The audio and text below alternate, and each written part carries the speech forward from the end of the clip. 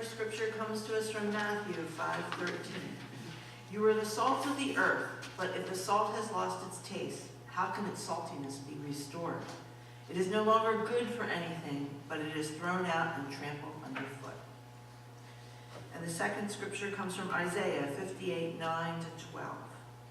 If you remove the yoke from among you, the pointing of the finger, the speaking of evil, if you offer your food to the hungry, and satisfy the needs of the afflicted, then your light shall rise in the darkness, and your gloom shall be like noonday.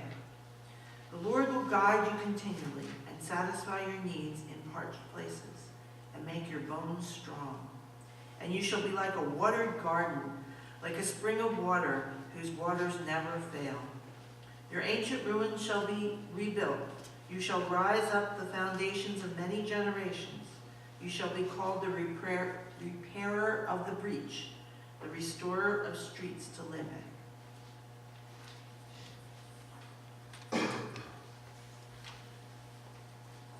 Pray with me.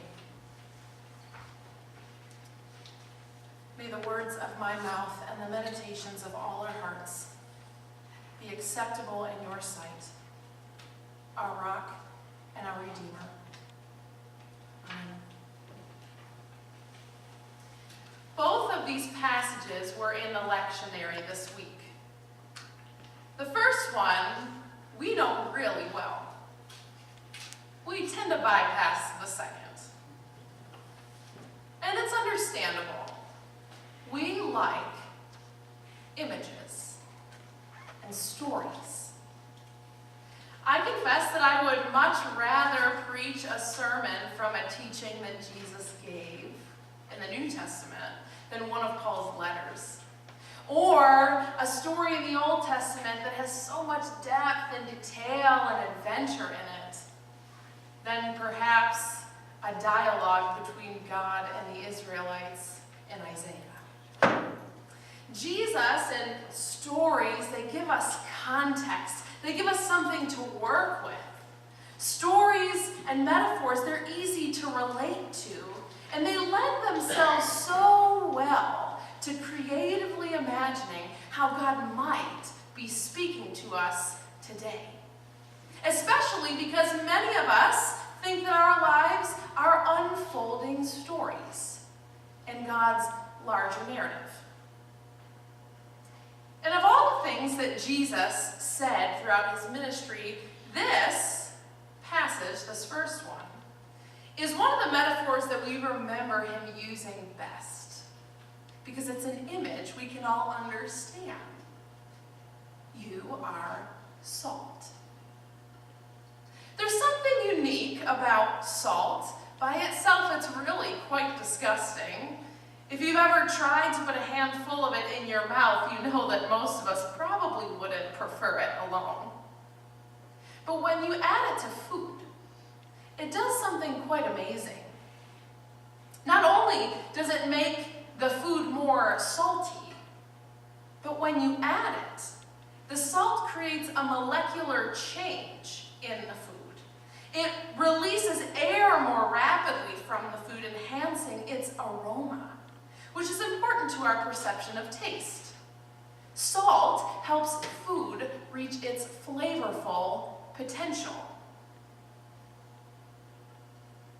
That's a nice image.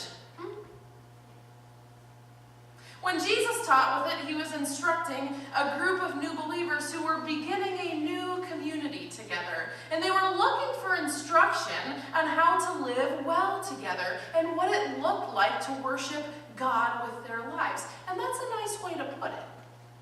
That perhaps, much like salt, they were called to enhance the community that God had put them in. To change its molecular structure, if you will, so that the created world might reach its full potential. We resonate with this image, especially for those of us who are in a new process or a new transition in life, or we're starting a new thing. For those of us who've been in this process of visioning as a church and asking the question, who is God calling us to be? What is a life of worship really all about? This isn't just a question that churches ask themselves, though. Who are we called to be? How are we called to affect the community around us? What is our role in the world? These are questions that all of us ask ourselves at some point or another. And so this passage about salt can be really quite potent for us in figuring out our own context. We resonate with it. But I want to suggest that, ironically enough, this passage has lost a bit of its own saltiness over the years. We love this passage. And for most of us, when we hear Jesus calling out to us to become salt of the earth, to go out into all the world and convince everyone to become salt too. In a sense, as Christ's followers, we believe that we have figured out the answers to these questions, the best way to worship, who God is calling us to be. We've encountered the way and the truth and the life, and so we know the right things to say and the right way to believe. And so, being salty means to share what we know with the world, so that they might come to know it too. Well, images and metaphors are really great, but this is precisely the problem with them. They can feel so accessible to our lives that it's tempting to use them without first considering the breadth and the depth of history behind these images and to whom Jesus was actually speaking. We miss out on the full depth of what Jesus was actually trying to say. That's where Isaiah 58 becomes helpful, the text that we often gloss over. Because it's in this passage that we uncover that the people of God have been asking the question, what does it really mean to be salty, for a long time? The exchange that we read between the Israelites and God in Isaiah 58 was recorded in a time of deep uncertainty for the Israelite people. Long before Jesus arrived on the scene, and generations before Jesus' followers were figuring out how to live. The Israelites were working on a new community start, too. Around 70 to 100 years prior to when Isaiah 58 was written, the Babylonian exile had deported many of the Israelites from their land, including some key leaders. The temple, which set their moral code, and the monarchy, which ruled their way of life, had been completely wiped out, and their lives essentially had been destroyed. And 50 to 70 to 100 years later, when the Israelites are allowed to re-enter the land and return home, they find that everything has changed. The glimmer of hope that they might have had as they packed up their belongings and moved back to the land they loved was dashed when they realized that others had moved into the land and changed everything. Men, women, and children, some of whom had everything to do with why the Israelites weren't there, and some of whom knew nothing about this troubled history. It didn't really matter, though, because as soon as the Israelites moved back into town, chaos ensued. To everyone, someone was an invader. They became anxious about the future, and then suspicious of one another. What are they doing here? Why must they come here? The land can only hold so many people. There's hardly enough food or water for all of us to live comfortably. Who's going to rule us, our leaders or yours? Well, we should rule. We were here first. No, I don't think so. We're going to rule because you clearly couldn't keep from being invaded the last time. Where are you rebuilding that temple? We've already decided where to put it. They've stalled our progress on building the temple, and it's taken way longer than it should. Who's going to be your head priest in the temple? We've already got religious leaders, and we don't need yours. Your leaders probably aren't even very faithful, or God wouldn't have kicked them out to begin with. These people are dangerous. Better not make a deal with them. They're probably just going to turn on us at some point anyways. Look what happened the last time. Go to the second half of Isaiah, or Jeremiah, or Ezra, or Nehemiah. And it won't take long to see that these are just some of the ways that they were treating each other, some of the things they were thinking about each other as they tried to figure out this new beginning together.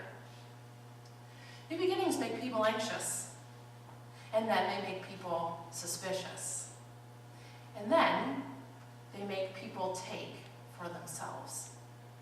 The Israelites did this by attempting to secure their own future by giving themselves a little more, even if it meant everyone else getting a little less. And when we come to Isaiah 58, we find that the Israelites are at their wits' end. They've done everything they can, and it's still not enough. They're stressed out. The anxiety of this beginning is too much. There's not enough resources. They don't know if life will ever return to normal. The rebuilding of the temple is stalled. And so they do the only thing that brings them any sense of hope in this moment. They go to worship. The Bible says that they fast, which was a religious ritual that the Israelites often did when they went into a period of mourning or when they were looking for God to show up and answer their prayers. They fasted and they prayed and they shut everything else out for quite some time. But they couldn't understand why their worship wasn't getting God's attention. Why do we fast but you do not see? That's a question they asked right before the text that we read for this morning. Why humble ourselves, but you do not notice? Why are you not answering us, God? We're worshiping. We're setting aside time for you. We're taking care of your house of worship. We're trying to rebuild it for Pete's sake. We've done all the things you've asked us to, so where are you? Why don't you see what we're going through? Save us. Here's God's response. I'm just going to read it outright because it's one of the few places in Scripture that's really quite clear. Look, you serve your own interests on your fast day and oppress all your workers. Look, you fast only to quarrel and to fight and to strike with a wicked fist. Such fasting as you do today will not make your voice heard on high. Is such the fast that I choose? A day to humble oneself, a day to bow down the head like a bulrush and to lie in sackcloth and ashes? Will you call this a fast, a day acceptable to the Lord?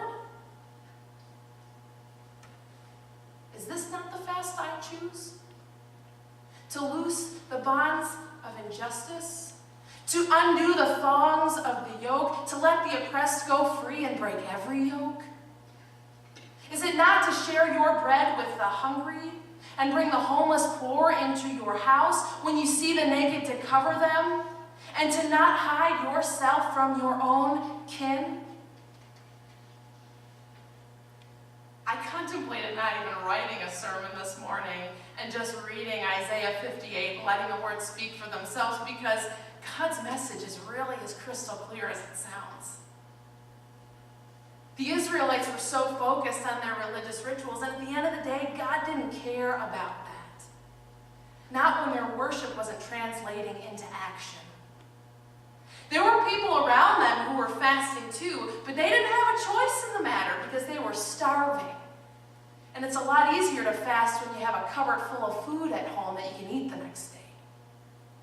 There were those who needed hospitality, who needed the benefit of the doubt, who needed kindness in their community. And for all the Israelites thought that they got the raw end of the deal and were being treated unfairly by getting kicked out of their land and having to start over, they were certainly now doing their fair share of oppressing.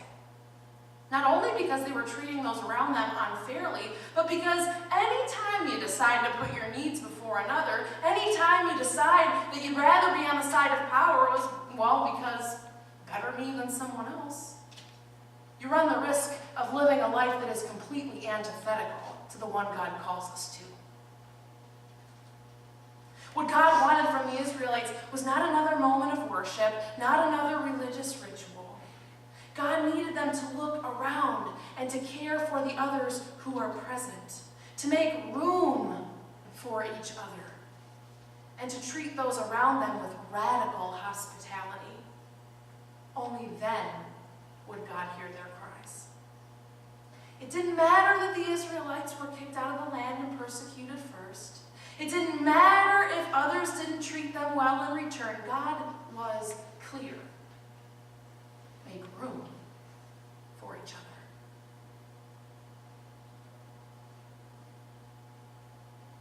Fast forward to generations later, when the book of Matthew is written. We find a new generation of Jews trying to learn from a man named Jesus about how to be a community together, when the world around them is taking advantage of anyone who is the easiest target. They were living in a time when the most powerful few in government sat at the top of society's pyramid, and as people made their way down toward the bottom, the more expendable they became. The poor were alienated, the widows were forgotten, the hungry weren't fed, people who made mistakes in society were stoned. The sick lay dying in the streets. Jesus tells us story after story after story about this. And so, Jesus took his disciples. The first thing he did was took his disciples up onto the mountain to teach them about what God's community looked like. And he gave them the Beatitudes. He said, be poor in spirit, be humble and loving, feed and give drink to the hungry, give mercy to those who need it. Be a peacemaker in a world full of chaos. Bravely stand for those who are being persecuted. Bravely stand when you are persecuted for doing the right thing. Again, he's crystal clear. Make room for each other. He doesn't put caveats on it. He doesn't say make room for those who make room for you. He doesn't say, so long as they treat you right, make some room. He doesn't say, if you're swimming in riches, you better make room. He's talking to a bunch of middle to lower class fishermen. Make room. And then he says, you are salt. Being salt means something, but it's often not what we think. And every generation from 700 CE till now needed to be reminded of it. To be salt doesn't presume that we have the best religious rituals or the right ways of thinking about God. It isn't even going out into all the world and making the world more like us. John Stendhal, who was a bishop in the Lutheran Church, once said, Jesus called us to be the salt of the earth, but who wants the world to become a salt mine? Being salt, quite simply, means making room for each other. It means putting the needs of others before our own, even if it costs us something, because at the end of the day, our role is to help the world reach its flavorful potential. All of the world, not just some. And usually that means making the conscious choice to not hoard something all for ourselves.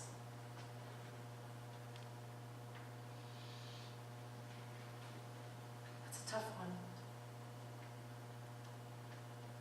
And it is a tall order. But it is the order we've been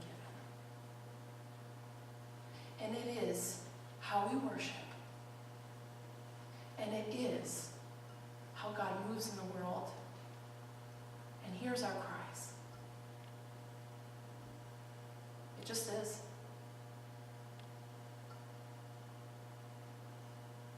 Being salt for most of us imperfect human beings also means something else too. It means recognizing when we've gone wrong. When our worship puts too much emphasis on religious ritual, or the condemnation of others, or our own desires for safety and prosperity. Because just as the Israelites showed us, just as the disciples showed us, just as the world around us today shows us, we all go wrong. And we all need to be reminded of what it really means to be salty. We need a willingness to see what is broken in the world, beginning with us, and resolve to start rebuilding by the grace of God. Church, now more than ever, we cannot afford to lose our saltiness. There are lives around us that are in need. And a God who has called us from generation to generation, from the very beginning of creation, to indiscriminately do whatever we can to make room. Let us take up the task of rebuilding, and let it begin